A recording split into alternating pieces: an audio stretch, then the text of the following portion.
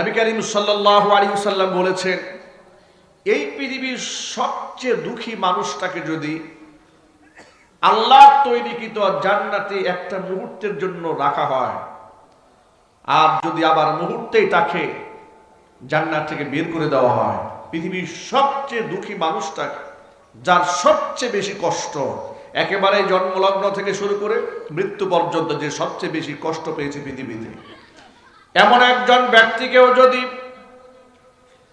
জান্নাতের নাজ নিয়ামতের ভিতরে একটা মুহূর্তের জন্য ছেড়ে দেওয়া হয়, আর যদি সেখান থেকে তাকে টেনে বের করে আনা হয়, তাকে যদি জিজ্ঞেস করা হয় তোমার জীবনে কোনো কষ্ট ছিল, বান্দা এক মুহূর্তে জান্নাতের নিয়ামত ভোগ করে বিগত জিন্দেগীর সমস্ত দুঃখ কষ্ট ভুলে গিয়া বলবে, আল্লাহর কসম আমার জীবনে দুঃখ বলতে কোনো কিছুই ছিল না। ভাবা যায় এই নাজ নিয়ামতের শ্রেষ্ঠত্ব, এর ওয়াসাআত, এর ব্যাপ্তি, এর পরিসীমা কতটা বড়। একটা মুহূর্তে পৃথিবীর সমস্ত দুঃখ কষ্ট সে ভুলে যাবে। পক্ষান্তরে জাহান্নামের ভয়াবহতা, কষ্টের তীব্রতা এতটাই মারাত্মক, আল্লাহর হাবিব সাল্লাল্লাহু আলাইহি সাল্লাম বলেছেন, এই পৃথিবীর সবচেয়ে সুখী মানুষটাকে যদি জাহান্নামে একটা মুহূর্তের জন্য ছেড়ে দেওয়া হয়, আর যদি জাহান্নাম থেকে তাকে টেনে বের করা হয়, তাকে যদি জিজ্ঞেস করা হয় তার জীবনে কোনো সুখ আছে নাকি, জাহান্নামের তীব্রতা, এর প্রখরতা এতটাই মারাত্মক, ব্যক্তি বলবে আল্লাহর কসম আমার গোটা জীবনের মধ্যে সুখ বলতে কোনো কিছু আমি চোখে দেখি নাই। আল্লাহ পাকের নিয়ামত যেমন সীমাহীন, আল্লাহ পাকের শাস্তিও তত মারাত্মক কঠিন। কারণ হলো আল্লাহর জন্য এই পৃথিবীতে বান্দা যত কষ্ট করে, দুনিয়ার মধ্যে বান্দা তার প্রাপ্তি সে ভোগ করে শেষ করতে পারবে না। আর এই পৃথিবীতে মানুষ যে অন্যায় করে, অখারেজ করে, যত পাপ করে, এর পাপের শাস্তিও সে দুনিয়ায় ভোগ করে শেষ করতে পারবে না। উদাহরণ দিলে খুব সহজে আপনারা বুঝতে পারবেন। আপনি বলুন, ভালো করে খেয়াল করেন, একজন মানুষ যদি একজন মানুষকে হত্যা করে, তাহলে দেখবেন রাষ্ট্রীয় আইনে বিধান হচ্ছে হত্যার বদলে তাকে হত্যা করা হবে। এটা কি ইনসাফ হয়েছে মনে হয়েছে আপনার কাছে? কথা বলেন। নিশ্চয়ই ইনসাফ হয়েছে, হত্যার বদলে হত্যা, সে হত্যা করেছে তাকেও হত্যা করা হলো, ইনসাফ হয়ে গেল। কিন্তু একজন ব্যক্তির হত্যার দায়ে একজন ব্যক্তি হত্যা হলো, নিহত হলো, বদলা নেওয়া হলো, ইনসাফ হয়ে গেল। কিন্তু একজন মানুষ যদি 50 জন মানুষকে খুন করে, তার বদলা আপনি ইনসাফের সাথে কিভাবে নেবেন? কথা বলতে হবে তো, ঠিক কিনা বলেন? যে 50 জনকে খুন করেছে, বোমা মেরে অসংখ্য মানুষ সে হত্যা করেছে, কিংবা অসংখ্য মানুষকে হত্যার অর্ডার সে দিয়েছে, তার পরিকল্পনায় অসংখ্য ইমামদারদেরকে দেশান্তরিত হতে হয়েছে, তার পরিকল্পনায় অসংখ্য ইমামদাররা ফাঁসির মঞ্চে উঠেছে। তো এমন পাপিষ্ঠ জঘন্য ব্যক্তিকে আপনি কি সাজা দেবেন? ও তো একজনকে হত্যা করে নাই, শত সহস্র মানুষের খুনি। এখন তাকে যদি আপনি বলেন ঠিক আছে রায় দিয়া দিলাম, একে হত্যার বদলে হত্যা করে দেওয়া হোক, এই এতটুকু হত্যা, এতটুকু শাস্তি কি তার প্রাপ্য শাস্তি হয়েছে? না, তার প্রাপ্য শাস্তি হয় নাই। কারণ সে 50 জনকে হত্যা করেছে, একজনের হত্যার বদলে সে নিহত হয়েছে, বদলা সমান হয়েছে। বাকি এখন 49 জন বাকি আছে। এই 49 জন হত্যা করার পাপের প্রায়শ্চিত্ত তাকে ভোগ করার একটা জায়গা থাকা উচিত, যেটা ইনসাফ বলে, দিমাগ বলে, কমন সেন্স বলে, ওই জায়গাটার নাম হচ্ছে জাহান্নাম। কথা বলতে হবে, ঠিক কিনা বলেন? অপরদিকে আপনি একটু নেককার মানুষের কথা চিন্তা করেন। একজন নেককার মানুষ আল্লাহর জন্য কত কষ্ট না করে। পৃথিবীর সমস্ত নবীগণ, আম্বিয়া আলাইহিমুস সালাতু ওয়াস সালাম এত বেশি কষ্ট করেছেন দুনিয়াতে।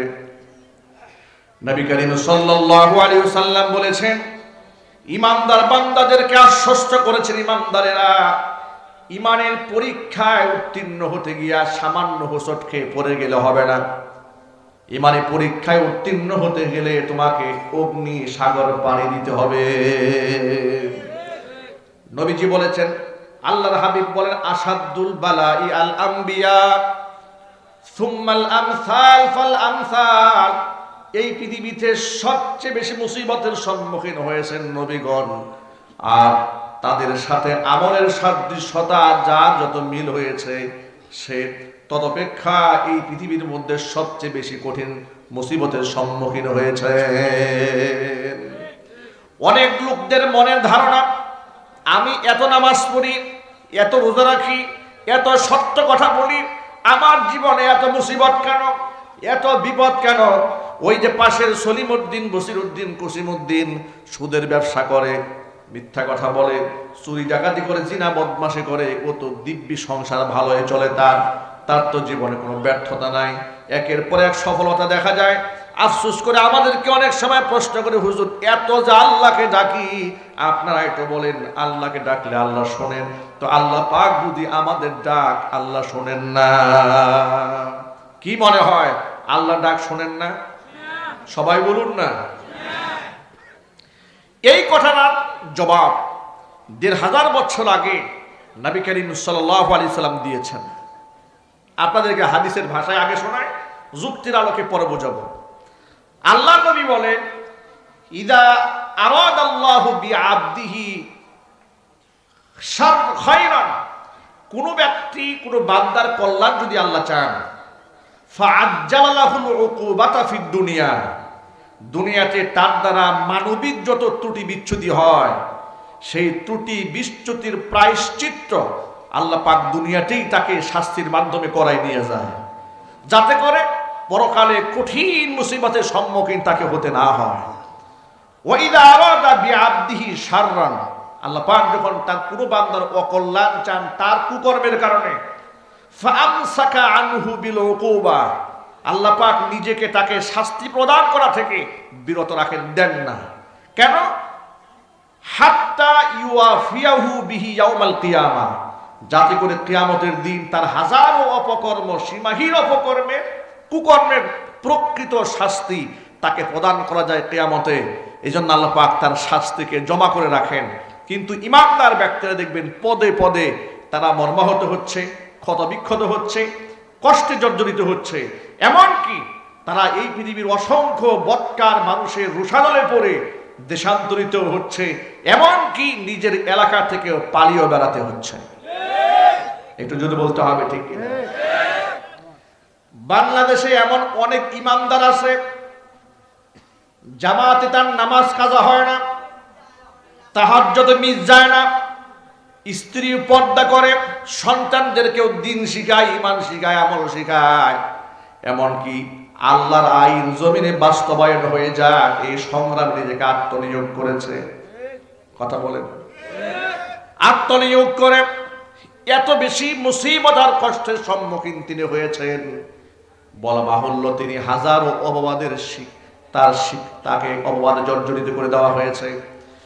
এত কষ্ট, এত মুসিবত, এত দুর্দশাগ্রস্ত হওয়ার পরেও ন্যূনতম ঈমান থেকে তাকে বিচলিত হতে দেখা যায় না। কিন্তু তারা ফেরারি আসামি হয়ে গোটা জমিনের মধ্যে তারা ঘুরে বেড়ায়। পক্ষান্তরে যারা সুদখোর, ঘুষখোর, লম্পট, ইতর এবং বদমাশ শ্রেণীর লোকেরা গায়ের মধ্যে সেন্ট মেখে, মোষের মধ্যে তেল দিয়া স্বাধীনভাবে সমাজে ঘুরে বেড়ায়। বাস্তবতা নাই? একটু জোরে বলতে হবে, বাস্তবতা নাই? বাস্তবতা আছে। এই প্রশ্নের জবাব তো হাদিসেই পাওয়া গেল। কারণ ওর যে কুকর্ম, এই কুকর্মের সাজা এই সীমিত সময় দিলে হবে কোন ঘোড়ার দিন। অর্থাৎ পাপের মাত্রা অনেক বেশি। কথা বলেন ঠিক কিনা? আবার যে লোকটা ভালো কাজ করেছে তাকে এই দুনিয়াতে আল্লাহ সুবহানাহু ওয়া তাআলা সামান্য প্রাপ্তি দিয়ে আল্লাহ পাক তাকে ঠকাতে চান না। আল্লাহ পাক তার জন্য প্রাপ্তিটাকে বড় করে জমা করে রাখেন, যাতে করে পরকালে ব্যক্তিকে সম্মানিত করা যায়। তবে আপনাদেরকে একটা মৌলিক কথা বলি, এটা মনে রাখবেন, ভুলে যাবেন না কথাটা। এই দুনিয়ার সফলতাও মূল সফলতা নয়, এই দুনিয়ার ব্যর্থতাও মূল ব্যর্থতা নয়। মূল সফলতা হচ্ছে পরকাল, মূল ব্যর্থতাও পরকাল। কোরআন মাজিদে আল্লাহ পাক বলেছেন মূল সফলতা কার, কোন ব্যক্তি সফল আর কোন ব্যক্তি বিফল। আল্লাহ পাক বলেন কুল্লু নাফসিন যায়িকাতুল মাউত ওয়া ইন্নামা তুওয়াফাউনা উজুরাকুম ইয়াওমাল কিয়ামাহ ফামান যুহজিহা আনিন নারি ওয়া উদখিলাল জান্নাতা ফাকাদ ফাজ ওয়া মাল হায়াতুদ দুনিয়া ইল্লা মাতাউল গুরুর। প্রতিটা প্রাণীকে মৃত্যুর স্বাদ আস্বাদন করতে হবে। ওয়া ইন্নামা তুওয়াফাউনা উজুরাকুম ইয়াওমাল কিয়ামাহ, কিয়ামতের দিন তোমাদের আমল কি পরিপূর্ণভাবে আমলের প্রাপ্তি বিনিময় উজরত তোমাদেরকে প্রদান করা হবে। ফামান যুহজিহা আনিন নার, সেদিন জাহান্নামের আগুন থেকে যাকে মুক্ত করা হবে, ওয়া উদখিলাল জান্নাতা, জান্নাতে যাকে প্রবেশ করানো হবে, ফাকাদ ফাজ, ওই ব্যক্তি সফল। ওয়া মাল হায়াতুদ দুনিয়া ইল্লা মাতাউল গুরুর, আর দুনিয়া হচ্ছে, এই জমিনটা হচ্ছে ধোঁকার সামগ্রী, বই কিচ্ছু নয়। পরকালে জান্নাতের ফয়সালা হলে ব্যক্তি সফল, জাহান্নাম থেকে মুক্তি পেলে ব্যক্তি সফল। এ কথা কে বললেন? আরো যদি বলেন কে বলেছেন? আল্লাহ বলেছেন। তবে আপনাদেরকে একটি চমৎকার কথা শোনায়। নিশ্চয় পরকাল সফলতার মূল জায়গা, ব্যর্থতারও মূল জায়গা। এই পৃথিবী মূল সফলতার জায়গা নয়, মূল ব্যর্থতারও জায়গা নয়।